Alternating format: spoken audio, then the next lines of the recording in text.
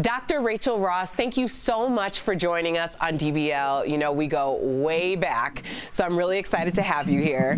Now, of course, I was following your Twitter during the Surviving R. Kelly documentary, and you talked about we're here re-traumatizing the victims, mocking their pain, and acting as though his music is more important than their lives. Can you speak more on this? Sure. And you know, if we take a time warp back to kind of when all the allegations were really still fresh and new, it amazes me that even after hearing from these women who were children when all of this were happening, that still the noise on Twitter and the noise on social media still reflects that we kind of still don't believe them, or we still think that maybe they asked for it, or, you know, unbelievable. In person, hearing it in the streets and at the mall was just kind of disgusting to me, that now here we have actual testimony, like just person after person, and still we're wondering, did they ask for it? Where were the parents? And really the tragedy here is that the whole community let this happen, from the teachers to the principals to the police officers, you know, to everybody knew this was going on, and they failed a whole generation of young girls by not making moves to make sure that it stopped happening. And that was the part that was not only as a professional disheartening, but just as a Black woman who remembers living through it and making comments on radio and having pushback and them not wanting to have me back because I was outraged. I'm wondering, where is that outrage, you know?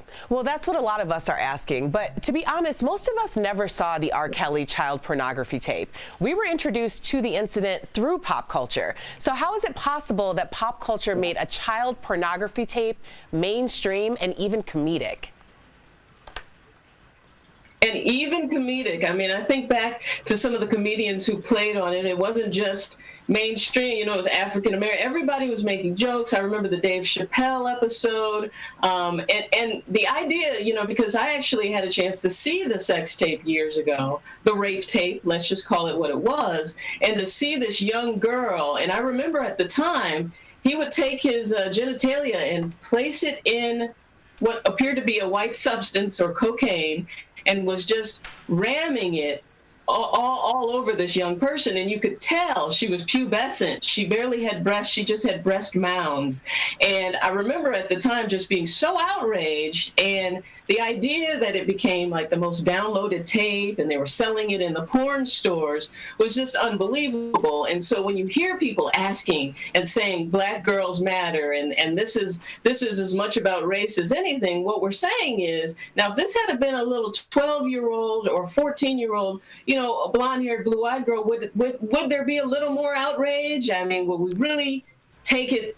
Will we really still be struggling with the music versus the man versus the monstrosity of all of this? Now, let's talk a little bit about that, because in that same vein, Jada Pinkett Smith is kind of alluding to that, because she posed the question of why R. Kelly's sales and streams are soaring right now. What are your thoughts on that?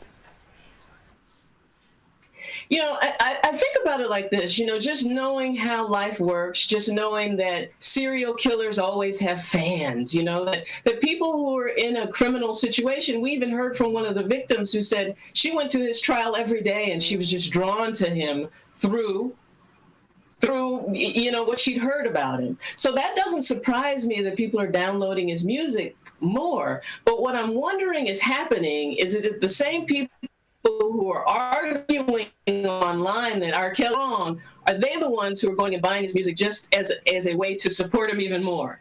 And that's the part that troubles me, is that even after hearing from these women and hearing their stories and seeing their picture and listening to their parents, that we would still drown out what's happening and focus on the music. Because I think the real problem here is that in a lot of families, sexual molestation is handled just like this. You know, it happens, everybody knows about it.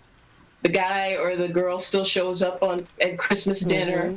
And what happens to the victim is that with that lack of support and that lack of, I understand you, I feel you, this was not your fault. When that doesn't exist, that's where the real trauma really starts to kick in. And that's where years later we see these women and we wonder what their lives could have and should have been like had none of that happened to them. And it also emboldens the predator, because just today, news broke that R. Kelly is planning on launching a website called survivinglies.com, where he plans on exposing his accusers as liars. What do you think about this? Wow. Now that doesn't surprise me. I mean, he has balls the size of the earth, because before the documentary comes out, he released that 15-minute video. I did it. I admit it, blah, blah, blah. And he's basically telling us, because I was molested, this is why I'm acting out this way. Well, we know 1 in 6 boys before the age of 18 will be molested, but how many of them end up running a sex trafficking ring where they destroy this many lives, I think is the best question. So now getting back to him putting up this website, first of all, I can't get past the fact that no one has beat his ass. Let me just say that right now, that no one has just taken this guy aside and said, look, you've traumatized all these people throughout your life and you're still thinking that you're correct. But I think, too, what we have to keep in mind is that he's being fueled by the chatter, the people that we've run into that we're just like, I can't believe you're even saying that. They're fueling this fire, and he feels very comfortable in his position. And I don't doubt if he put up a GoFundMe right now that he could probably raise hundreds of thousands of dollars within the next 24 hours. Absolutely. Because we live in a rape culture where we think that this type of behavior, is it really that bad? They really wanted it. They said they wanted to sing. He was giving them a shot. Those are the types of excuses that you're hearing people say, or where were the parents, and keep in mind, when we saw the parents being interviewed, the ones who took him there, who actually talked to R. Kelly on the telephone and said, hey, we're worried, we want to know what's going on with our daughter. They did the due diligence. What they were focused on is, hey, my baby girl wants to be a singer. And she really thinks that this is the way it's going to happen. So, so at the end of the day, I think we have to, Well, no, because I want to stop you there, because I want to talk about who these girls are, because there is a sense that Black girls, who are the majority of R. Kelly's victims, are seen as less innocent and as a result garner less empathy as victims. What role do you believe race played in R. Kelly's predatory longevity? Oh, I think race played 100%. And one, from the perspective of, African-American women are always viewed as a little looser and less baby-like and less childlike, for one, but that's not just in mainstream culture. That's in our culture, too. We see it the exact same way. I remember having conversations back when the tape was fresh in a studio on a certain radio station where they were like, well, did you see how she was moving? She knew what she was doing.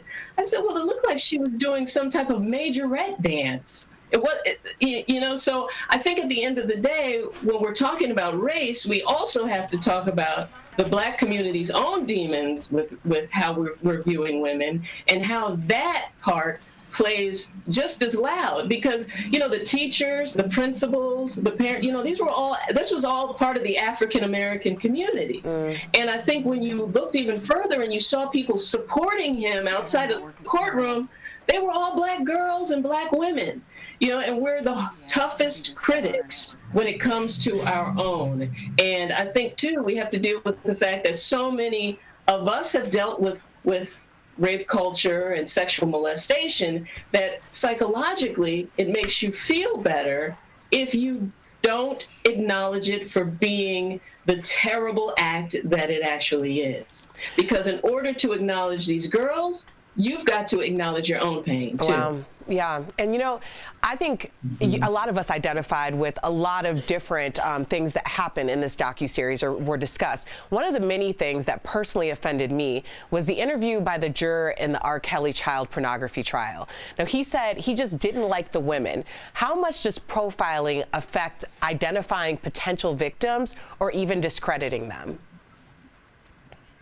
Oh, absolutely. That plays into it 100%. And I was so glad they put that into the documentary, because not only did he say he didn't like the way that they looked, he didn't like the way they dressed. He basically was so disgusted, you could just see it through his broken English, that he was just disgusted by the women. And I think at the end of the day, when we have a juror of our peers, let's really start to look at that. Were those our peers or not? And no, they weren't, because he couldn't even relate with the girls enough to feel sorry for them. And R. Kelly's team drug 6 years, right? Mm-hmm. So by the time of even a 15-year-old, 6 years later, she's 21, right. She's 22, she's 23. So I think, too, part of the problem is they couldn't relate to the youth factor of it. Mm-hmm. There wasn't, the young lady, she wouldn't testify. Her parents said it wasn't her. And so more than anything, that's probably what killed the case. But I think also we do have to keep in mind that when you're not used to dealing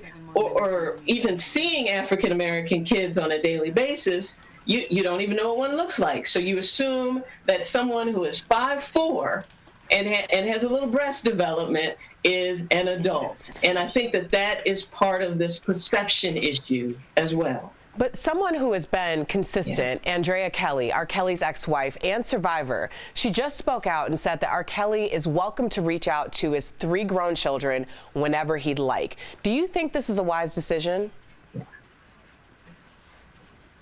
I think this is a wise decision, because I think what we got to keep in mind is how traumatized those kids are. They're growing up realizing that their dad is the sexual predator and that he was never around, and potentially some of their friends may have even been victimized. So I think that them speaking with their father, I don't care if your father's a serial killer or the president of the United States or, whoever, it's still your father. So I do think that there needs to be some contact with the kids and their father, because it's going to play out in a negative way as they are adults with the rest of their relationships if they don't heal things with their father and move forward. Absolutely. Well, Dr. Rachael, Andrea Kelly, I just want to ask you. Her interview was yeah.